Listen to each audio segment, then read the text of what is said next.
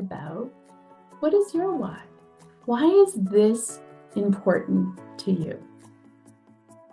So I'm going to now stop talking for a little bit. And I really want to hear from you. And I know it always takes a lot of courage for that first person to come forward. But you have many options. One is to talk about your why, or maybe you don't know what your why is and you want a little help finding it. Or you can ask a question about the last session or anything in general. So my why, I needed a boost. I needed structure. I needed reassurance that this is possible, particularly because I want to re-achieve and I want to be successful. And so ultimately, I want to enjoy what I enjoy. And this does mean approaching my relationship with food differently, because in addition to taking something called OptiFast and having regular check-ins with my dietitian and with my weight management doctor, I've missed buddies. I've missed having my buddies. Oh, yeah. And I feel much calmer and much more serene since I signed up for this workshop. Oh, I love that. I love that feedback. Thank you for sharing that. It's true. You know, like I feel that this is something that I really benefited from in a couple of years ago when I was in a very deliberate weight management program. And the magic wore off after about 3 years, and that's a long run. But here I am, right? So I'm hoping to rekindle some of that magic, and that's going to be my running why, is approaching my relationship with food differently. Yeah, I think you said something so important: changing or redefining your relationship with food. That's actually something diets never address, right? So diets are generally about restriction and eating maybe in a way you didn't want to, and calorie deficit, all things that do not work. But when we look at changing our relationship to food, that's a different question. And I often pose this question to my clients and the people that I work with: is your relationship with food peaceful? Uh-oh, that was a bit no. Okay, you're not alone. You're in the exact right place. The more that I do this work, and I'm going on to a decade of it, the more that I understand I'm undoing the diet culture. I know that sounds strange, but this is what I've seen the people that I work with, because so many of us, I was born in the 70s, I grew up in the 80s, and when I was a teen, my brain was so susceptible to messages, right? So it's not even my fault, but these messages of no pain, no gain, eat less, move more, get a six-pack in 8 weeks, you can just exercise and eat whatever you want, Coca-Cola saying that you just, right, like all that. And even though I don't believe it, it's in my subconscious. And often people tell me that their relationship with food isn't sane. It's not a sane relationship, right? And I know that when I started my own journey in my late 20s, early 30s, I remember the moment so clearly. I decided I don't care if I ever lose another pound again, because I had dieted my way into obesity. Every diet left me heavier than when I started. So I was like, I'm done. I'm never going to diet again. And I don't care if I ever lose a pound again, because the more I weighed myself, the more the weight went up. Like the more, like that principle, what you focus on expands. That was true of my weight. So I said to myself, it doesn't matter. It literally doesn't matter if I ever lose a pound again. I just can't keep eating this way, and I can't keep living this way. And I just want to be sane. I want to be sane with food, because every day I would get up and I didn't know if I was doing Atkins, and I didn't know if I was low fat, and I didn't know if it was going to be a day where I binged all day, and I didn't know if it was a day that I would restrict all day. I just needed to be sane. I had lost touch with nourishing my body, or even mindful eating, just being present with my body. I love that you said that, your relationship with food. And I want everyone to consider, what does a healthy relationship look like? I hope everybody has maybe one healthy relationship that you can point to. Does that mean you never have conflict in that relationship? Does that mean everything goes perfectly? Does that mean your partner doesn't make a mistake? No, but it's healthy. It's a healthy relationship, meaning when conflict arises, there's no name calling, there's respect, you both come out to a good output, right? A healthy relationship, one person can make a horrible mistake, but guess what? They clean it up and they course correct, and their partner's gentle with them. So, because sometimes when I say healthy relationship with food, people hear perfect. Oh, she wants me to be perfect. No, I want you to be healthy. I want you to be sane. I also, part of my journey was I just threw the scale in the garbage. I have no idea what I weigh. My weight is none of my business. My business is to eat the best foods that I can source, the freshest, best foods that I can get my hands on, move my body regularly, and where my weight ends up, it ends up. Because my real work is to love the body I have today. The body I have today. Why?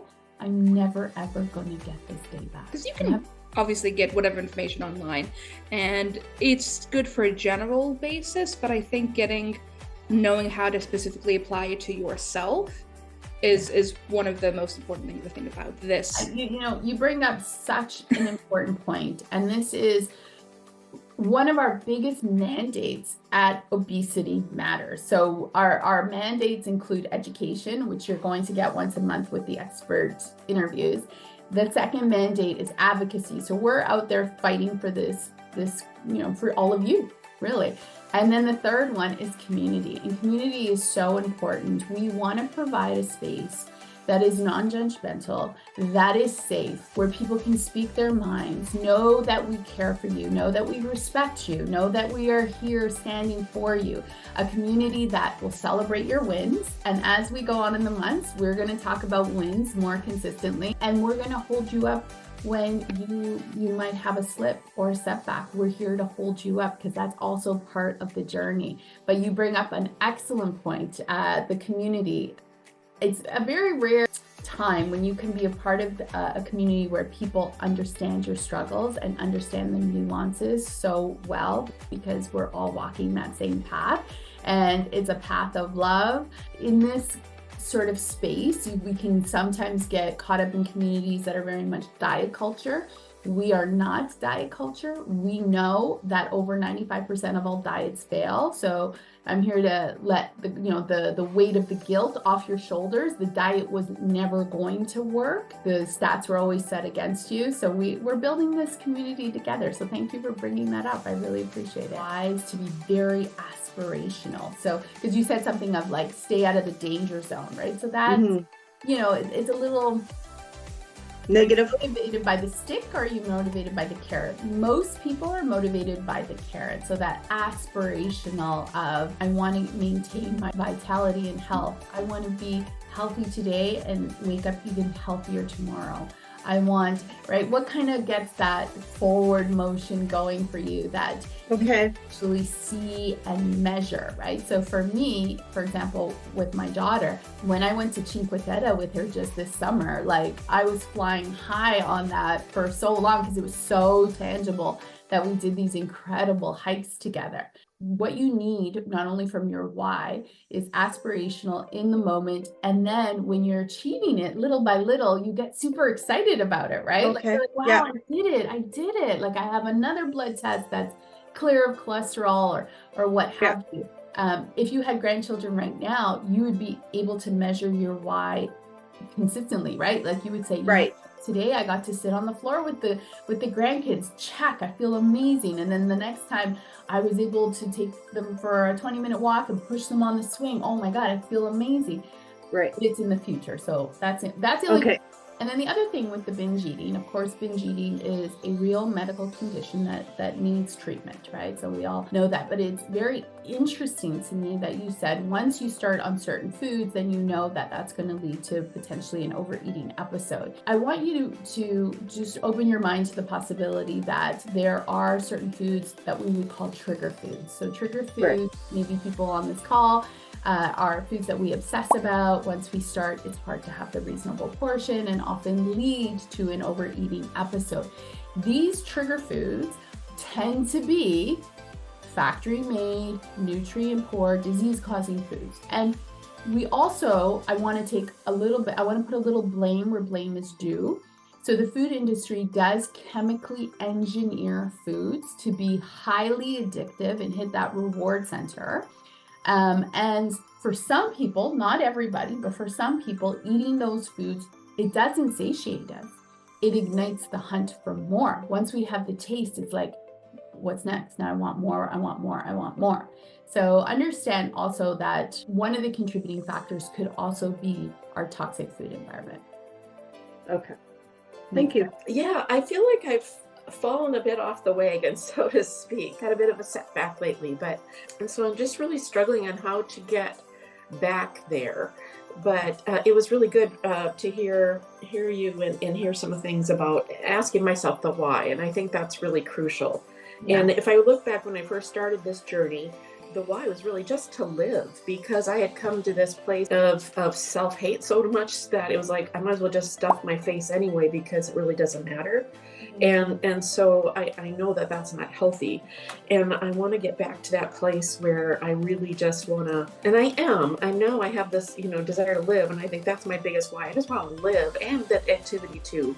My family hikes a lot. You talk about hiking, and I really want to participate in that and being there. So anyway, but I've definitely gotten back into some of the binging, and I know I've got to figure out my trigger foods as well. But it's really hard to, once you have that decline, to not just give up. I mean, you've said so much, and I applaud your vulnerability, because I feel like everyone on this call can relate. I know I can relate. I want you first to know that you're absolutely not alone in your experiences, and that setbacks are part of everybody's journey. So we need to start to normalize setbacks. Many of us, including me, for over a decade, I just thought, okay, I'm going to start on a journey, whatever the new diet of the day was. I was going to start at point A. There's my goal. And I'm just going to go straight to my goal. No detours, no setbacks, no falling back, right? But I'm human. That when the bar is set to perfection, we've set ourselves up to fail, because we are mere humans. And so what would happen, because I thought it was just going to be this trajectory, I would have a setback and I would take out the shame stick. And I thought, if I beat myself up long enough and hard enough, I'll never make that mistake again. And actually the reverse was true. That when we beat ourselves up for a setback, a mistake, whatever it is, when we have that harsh internal critic beating ourselves up, that only leads to using food for comfort. Yeah. Food is comforting. And it's abusive. Even though it's not an outside person abusing us, we're abusing ourselves by being so hard on ourselves and saying horrible things or hating ourselves. That's abuse, even though it's at our own hand. So first step is to normalize that everybody has setbacks. So it's not about falling down, not to quote Rocky movies. It's not about falling down, because you are going to fall down. It's about how you treat yourself when you have a setback. Because how you treat yourself will actually determine if you ever get to where you want to go. So that's the real question. The real question is not why the setback, why the mistake. The question is, how do you treat yourself when you have that setback? And allowing yourself to be human. So what does progress look like? 4 steps forward, 2 back. 5 steps forward, 4 back. 3 steps forward, 1 back, right? But do you see, my hand keeps moving. Yeah. What does not allow you to move, if I do 4 steps forward, 3 back, beat myself, deplete all my energy, discourage myself, see the worst in myself, stop believing in myself, guess what? I say it, step 1. But the quickest and easiest way to get back on track is to be kind, to be gentle. Just needed to get my confidence back, because I really was feeling, as other people have said already, thank you for sharing that, feeling like, well, forget it, man. I just, I was on the mountaintop and now I'm in the valley and there's no way getting back to that mountaintop. And it's not that I need to get back to the mountaintop. I just would like to get on level ground and be consistent in my progress again. And I think this program is going to help me too, that the support group and the input I'm getting, it's all supporting my program. And I desperately needed a support group. I have another support group, don't get me wrong, but I don't think you have too many support groups. So No. I thank all of you for being my new support group. And I do talk about you with my other groups. And Thank you. even though I'm brand new to this and it's really our first time doing this, but I guess my message is people won't let me give up. My friend's my doctor, my dietitian, and I'm not going to let myself give up. So don't give up because it can happen. And I think we can help each other do it. Because we live in a food toxic culture. 100%. And it's awful. It is, as my doctor said, obesity is a terrible disease, especially in this culture. Yes. And I'm glad you have a great doctor that understands obesity as a disease. That's great. She's part of the program. So yeah. I just want to take a moment and really honor you, Anne-Marie, that you not only survived that year, that sounded like a really tough year, and you're still standing. You're still standing. And I want to offer you the perspective that you maintained a 57-pound weight loss. So many of us focus, I gained back whatever it was, 23, but you maintained 57. I know, I'm holding Imagine today, I said to you, I have a 57-pound bag that I need you to carry all day long. Could you do it? No. Nope. So remember that. You went through death is one of the top 3 stressors you will ever experience in your lifetime. You went through that times 10, and you're still standing, and you still maintain the weight loss, and you're still committed to your health. And I want you to also understand that when you are healthy, not only do you give a gift to yourself, but you give a gift to everybody who loves and cares for you, everybody in your family, all your friends, those that are cheering for you. Your gift, your health is their gift too. It's that diet culture. We're fed with all the lines that say do this, do that, and then you're coming from a different perspective and loving yourself, coming from a place of love. And I feel that it's a process that you have to learn to trust, because you've learned to trust all these other people, and it's hard to not go back and think, but that's not what they said. They said to do this, and that's what I think I better go back and do, because that's what was true. And so it's a real shift in one's thinking that you really have to learn to make this more a personal piece, but it really is, it's trust the process and know that that process takes time, because, you know, I've seen your faces now for, I'm embarrassed to say, for a few years. And I know I'm moving forward, and I'm healthier today than I was when I first started this. And so I think it's just really good. The relationship about the food is really important. That self-love is important. And that process, get on that and take the time and realize that it's going to take a bit of time for others, more so than other people, and you're all in the right spot. I love what you said. It's a process, or it's even a practice. So self-love is a practice.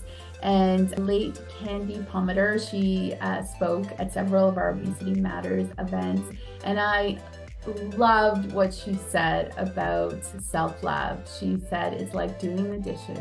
You get up in the morning, you do your dishes, and it's not like you're never going to do them again. You get up the next day and there's dishes in the sink and you do the dishes. And self-love is a practice, and it takes so much more courage to find things that are right and beautiful and things that you can love. It is easier to find things that you don't love or you don't like, or to complain. That's the easier route. So I often talk about cheap love versus high-end love. So Cheap love is if you love me when I look good, I do things that please you, I say everything perfectly, and you love me. Okay, sure, it's cheap love. I'm looking for high-end love. When I look a mess, I make a mess, I fall down, I'm not at my best, and you still love me? That's some high-end love. Yeah. You're talking about all the issues with women and the messaging they get from social media and stuff like that. And this is the one place, it's probably not the only place, but this is one of the only areas that I deal with where I'm very uncommon as a male person, as a man talking about the issues I've suffered with, living with obesity and comorbidities, of which I have many. And I said I was too loquacious to join in, which Sandra knows all too well. I'm also very loud, but I speak for a lot of men that just won't. Yes. And we also see negative messaging. We're also told that our bodies are wrong, that we're not doing it right, that we lack willpower. We're not good leaders. We're not very smart. All that kind of stuff. Yeah. And I think that's very true for both men and women. That we're told this, but we hear the message that women are constantly getting this low self-esteem thing. And I just don't want men to be left out of it because we can be part of the conversation. And the difference in women suffer from obesity at a slightly higher rate than men. It's something like 52% to 48%.